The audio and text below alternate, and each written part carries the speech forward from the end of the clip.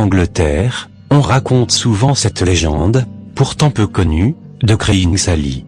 Sally Sanford de son vrai nom, était une jeune femme de 18 ans, qui s'était mariée en 1935 à un soldat français. C'était une jeune femme heureuse, belle et intelligente. Malgré son handicap, elle croquait la vie à pleines dents. En effet, elle était aveugle depuis sa naissance. En 1942, son mari partit au front combattre l'Allemagne nazie. Ils se parlaient par lettres, que la mère de la jeune femme lui lisait avec toute la tendresse avec laquelle les messages avaient été écrits. Sally était heureuse et amoureuse.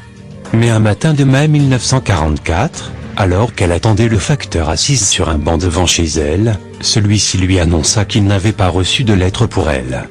La jeune femme tomba dans une tristesse énorme au fur et à mesure que les jours passaient. En effet, chaque jour puis chaque semaine qui s'écoulait, le facteur lui disait toujours la même chose, qu'il n'avait aucune lettre pour elle. Les journées devinrent monotones et la jeune femme restait enfermée dans sa chambre, pleurant son mari qu'elle pensait mort au combat. Personne n'arrivait à la consoler. Alors, un soir, dans un geste désespéré, elle prit le pistolet de service de son père, le porta à sa tempe et tira dans l'espoir, dit-on, de retrouver son mari au paradis. Quelques jours plus tard, le soldat français, finalement vivant, revint au domicile de Sally et apprit la triste nouvelle. On raconte aussi que, ne trouvant pas son mari dans l'au-delà, elle décida de redescendre sur terre dans l'espoir de le retrouver. On dit que chaque nuit aux alentours de 3 heures du matin, il serait possible de la voir assise sur un banc en train de pleurer, et qu'elle disparaîtrait si on approche son fantôme de trop près. Selon la légende, il serait cependant possible d'entrer en contact avec elle. Pour l'invoquer, il faudrait se rendre sur un banc à 3 heures du matin avec un bouquet de roses fanées, et dire « C'est moi, Sally ». Crying Sally apparaîtrait donc à vos côtés, habillée dans le style des années 40, portant un petit sac sur ses genoux.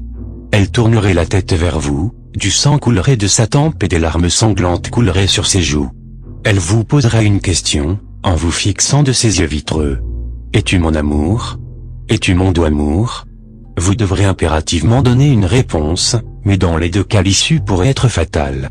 Si vous répondez « oui », elle vous demandera de la suivre et sortira de son sac, les versions diffèrent, soit un pistolet, soit un couteau, et elle vous tuera, car pour qu'un amour soit éternel il faut qu'il meure d'amour.